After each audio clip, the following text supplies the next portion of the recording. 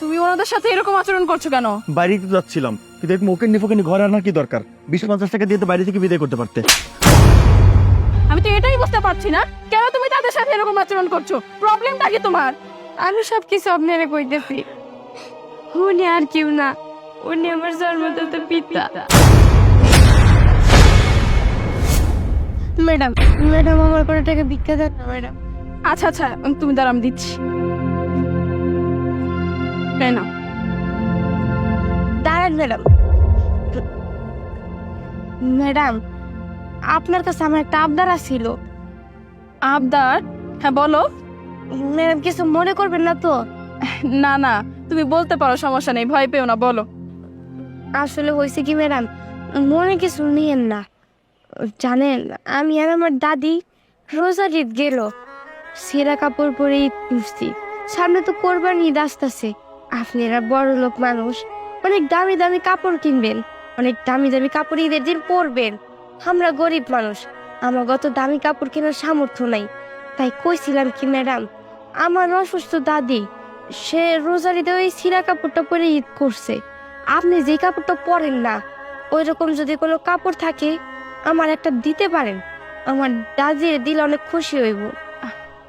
দেখো বাবা, আমি তো বাইরে গিয়েছিলাম, বাহির থেকে এসেছি, তো আমি তো আর সাথে করে কাপড় নিয়ে যাইনি। তুমি এক কাজ করো, এই যে এই টাকাটা রাখো, এই টাকা দিয়ে তুমি তোমার দাদিকে একটা কাপড় কিনে দিও, নাও। না না না, আমার টাকা লাগবো না, টাকার প্রতি আমার কোনো আগ্রহ নাই। আপনার কাছে একটা কাপড় চাইছি, যদি কাপড় দিতে পারেন একটা কাপড় দিয়েন ম্যাডাম। আফসানা, দে আমার কাছে, আমি এখন ভিক্ষা করি। তুই গোসল টোসল করিয়া স্কুলে যা। কিরে, এইখানে কি হয়েছে? তেমন কিছু না, আসলে দাদি রোজারে দেওয়া তুমি ছিঁড়া কাপড় পরে ঈদ করছো, আমার এরা কেমন জানি লাগে। তাই আমি ম্যাডামের কাছে, তারা তো অনেক জামা কাপড় কেনে, অনেক কিছু ফালায়া দেয়, আমি তার কাছে একটা শাড়ি চাইছি, যাতে ওই শাড়িটা দিয়া তুমি কোরবানি ঈদটা করতে পারো। বোন রে, আমি তোরে দোয়া করি তুই অনেক বড় হ। আমার নতুন কাপড় লাগবো না, তুই যে কইছস এইটাই আমার নতুন কাপড়। আমার যেটা আছে ভালোই তো, কয় বছর আর হয়েছে? 2-3 বছর, আরো অনেকদিন চাইবো। আচ্ছা শুনুন না, ও তো ঠিকই বলেছে, ও আসলে আপনার কথা চিন্তা করে আমার কাছে কাপড় চেয়েছে। সমস্যা নেই, আমার বাড়িতে অনেক কাপড় আছে। আপনারা এক কাজ করুন, আমার সাথে আমার বাড়িতে চলুন, ওখান থেকে আমি আপনাকে 2-3টা কাপড় দিয়ে দিব। মা চলো, তুমি আমার সাথে চলো, আমি তোমাকে কাপড় দিচ্ছি। তোমার দাদুকে নিয়ে তুমি আমার সাথে চলো, এসো। ম্যাডাম চলে, আহ আহ, সাবধানে হোক। আফসানা, ম্যাডাম তো এখন আইতাছে না। বহ আইবেন না।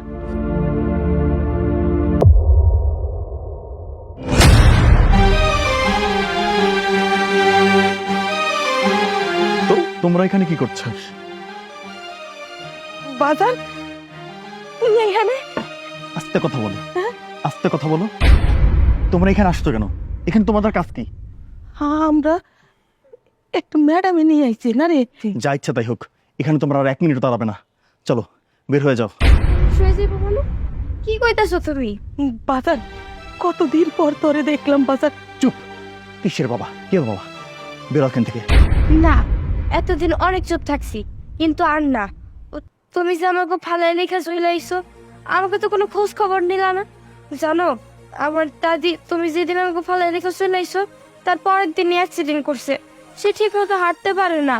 তুমি কোনো খোঁজ খবর নিলা না, তুমি এমন কেন বাবা? কার হাত ভাঙলো, কার পা ভাঙলো, এত কিছু আমি দেখতে পারবো না।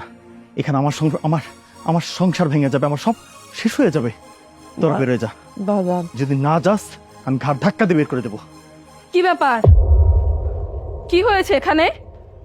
তোমার না বাইরে যাওয়ার কথা, তুমি ওনাদের সাথে এরকম আচরণ করছো কেন? বাইরে তো যাচ্ছিলাম, কিন্তু এক মোকেন নিফোকেন ঘরে আনার কি দরকার? 20-50 টাকা দিয়ে তো বাইরে থেকে বিদায় করতে পারতে। অভি, এটা কি ধরনের কথাবার্তা? হ্যাঁ, হতে পারে ওনারা গরিব অসহায় মানুষ, তাই বলে কি তুমি তাদের সাথে যা নয় তাই আচরণ করবে? আমি তো ওনাদেরকে বাড়িতে নিয়ে এসেছি, আমার বাড়ির সামনে তারা দাঁড়িয়ে আছে, তাদের সাথে তুমি এই ধরনের আচরণ করতে পারো না। আমি তো এটাই বুঝতে পারছি না কেন তুমি তাদের সাথে এরকম আচরণ করছো। প্রবলেমটা কি তোমার? তোমার এত বড় সাহস, তুমি এরকম ওকেন্নি ফোকেন্নি 5 টাকা ভিখারির জন্য তুমি আমার গালে চড় মারতে পারো? হ্যাঁ মারতে পারি। কি ব্যাপার পায়েল, এত চিল্লাচিল্লি কেন? কি হয়েছে? চিলাচিলি করবো তো কি করব? দেখো না অভি, এই যে লোকগুলো দেখছো, এনারা অনেক গরিব মানুষ, অসহায় দরিদ্র। আমি আমার বাড়িতে নিয়ে এসেছি আমার কিছু পুরাতন কাপড় দেওয়ার জন্য, কিন্তু অভি ওনাদের সাথে যা আচরণ করলো সেটা মানুষ মানুষের সাথে করে না। আচ্ছা জামাই, কি হয়েছে আমাকে একটু খুলে বলবে? না বাবা, তেমন কিছুই না। এই ওকিন্নি ফকিন্নিদের বাড়িতে আনার জন্য একটু কথা বলেছিলাম, সেজন্য আপনার মেয়ের খুব গায়ে লেগেছে, সেজন্য সে আজকে আমার এদের সামনে গায়ে হাত তুলেছে। চুপ করেন আপনি, আর মিথ্যা কথা বললেন না। আর কত মিথ্যা কথা বলবেন? মিথ্যা কথা কইতে কইতে আমাকে জীবনটা শেষ করে দিছে। স্যার, আমি সব কিছু আপনারে কইতেছি। উনি আর কেউ না, উনি আমার জন্মদাতা পিতা। হ্যাঁ স্যার, আমার নাতিন একদম সত্য কথা কইছি।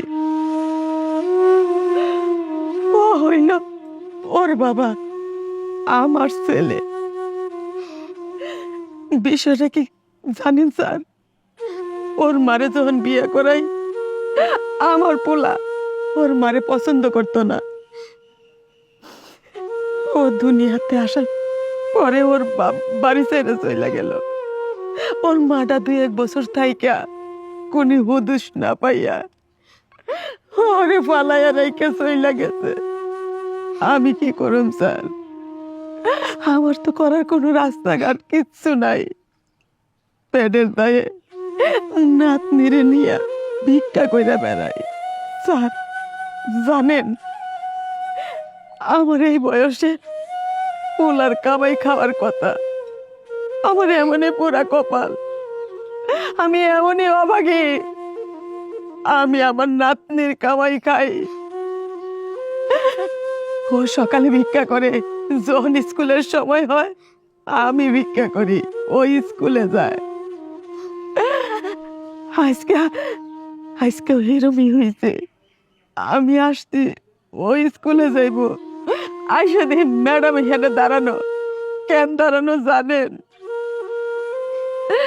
এই যে পাগলি ছেলেটা ম্যাডাম রে কইতেছে, ম্যাডাম আমার একটা পুরান কাপড় দেন না, সামনে ঈদ আসছে, আমার দাদি ঈদের মধ্যে পরার জন্য একটা পুরান কাপড় দেন না। আমরা জানতাম না স্যার যে এই বাড়িতে আমার পোলা আছে, এই বাড়িতে আমার পোলা থাকে। যদি জানতাম স্যার, জীবনেও আসতাম না, না খাইয়া রাস্তায় পড়ে মরে যাইতাম, তাও এই বাড়িতে পাড়া দিতাম না। What the hell is this papa? এইটা আমার দুলা ভাই। ওই যে একটা প্রবাদ আছে না, উপরে দিয়া ফিটফাট, ভেতর দিয়া তেলাপোকার হাট। ও সরি, তেলাপোকার হাট না, গিরগিটির হাট। এই গিরগিটির বাচ্চা, তোর কি লজ্জা করে না? খুব তো বলছিলি তোর পাপা লন্ডনে বিজনেস, তোদের হিউজ ব্যাংক ব্যালেন্স, কোথায় গেল? এখন তো বের হইলো সামান্য একটা ভিখারির বাচ্চা তুই। ধোকা ধোকা দিয়েছে, বুঝলি আরিয়ান? এই, আমি তোকে কতবার বলেছি তোর বাবা মাকে, তোর বংশ পরিচয় কি? তুই কি বলেছিস? তোর বাবা মা আমেরিকা থাকে, হ্যাঁ?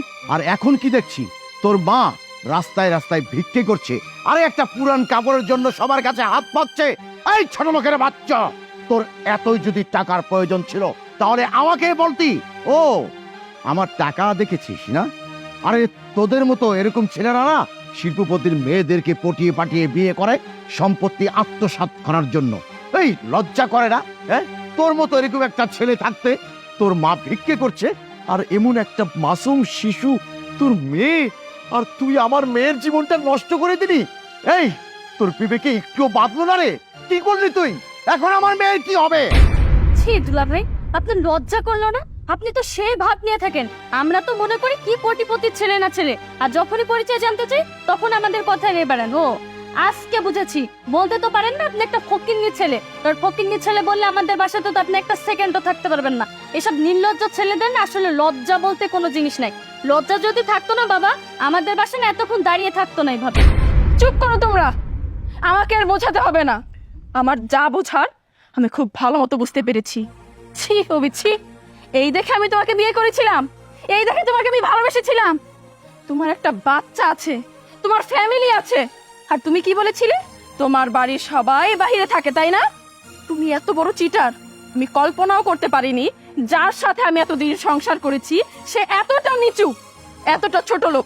কোনো কথা বলবে না, যা বলার আমি বলবো। আচ্ছা, এই যে তোমার মেয়ে, দেখো তো ওর মুখের দিকে তাকিয়ে তো আমারই মায়া লাগছে। এই মেয়েটাকে ফেলে রেখে এসে তুমি আমাকে কিভাবে বিয়ে করে এই বাড়িতে আছো? তাও আবার সবকিছু তুমি আমার কাছে হাইড করেছো। তোমার লজ্জা করেনি এত মিথ্যা কথা বলতে? যে তোমাকে পায়েল, Don't touch me! যে তোমাকে জন্ম দিয়েছে, তোমার মা, তোমার মার কথা তুমি একটাবার চিন্তা করোনি? আরে তুমি কেমন সন্তান? তুমি তো সন্তান নামের কলঙ্ক। আর যদি তাই না হবে, তোমার ফ্যামিলিকে রেখে এসে তুমি দূরে কিভাবে থাকো? শুধুমাত্র তোমার জন্য তোমার মা আর সন্তান রাস্তায় রাস্তায় ভিক্ষা করছে। শুধুমাত্র একটা ছেঁড়া কাপড়ের জন্য অন্যের দ্বারে দ্বারে হাত পাচ্ছে। আরে তোমার মতো সন্তান থাকার থেকে তো না থাকা ভালো। তুমি তো সন্তান নামের কলঙ্ক। আমার এটা ভাবতেই ঘৃণা করছে যে এতদিন আমি তোমার মতো একটা ছেলের সাথে সংসার করেছি। শোনো, জীবনে মানুষ ভুল করে। আমি ভেবে নেব আমি তোমাকে বিয়ে করে জীবনের সমস্ত বড় ভুলটা করেছিলাম।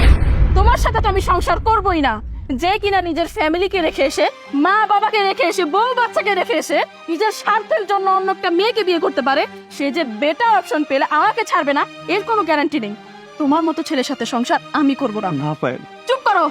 আজকে এই মুহূর্তে তুমি এই বাড়ি থেকে বের হয়ে যাবে। তোমার সাথে আমি সংসার করব না। ম্যাডাম, আমাকে জন্য আপনারা ঝগড়া কইরেন না, আমাকে জন্য আপনাকে সংসারে অশান্তির সৃষ্টি কইরেন না। আমাকে কাপড় লাগবো না, কিচ্ছু লাগবো না। আমরা তো রাস্তায় থাইকে খাইয়া শুইয়া অভ্যস্ত হয়ে গেছি। আমাকে রাস্তায় থাকলে এখন আর কষ্ট লাগে না, আমরাই চলে যাইতেছি। হ্যাঁ ম্যাডাম, আমার দাদি ঠিক কথাই কইছে। আমার বাবারে আপনি বাড়ি থেকে বের করে দিয়েন না। উনি তো তার নিজের সুখের জন্য আপনাদের বাড়িতে আইছে, আপনার বিয়ে করছে। তারা এই বাড়ি থেকে বের করে দিয়েন না। আসলে আমারই তখন ভুল হয়েছে আপনার কাছে কাপড় চাইয়া। যদি কাপড়টা না চাইতাম, এত কিছু আমাকে দেখা লাগতো না, শোনা লাগতো না। আপনারা ভালো থাকেন, আমরা যাইতেছি। দাদি চলো। চল।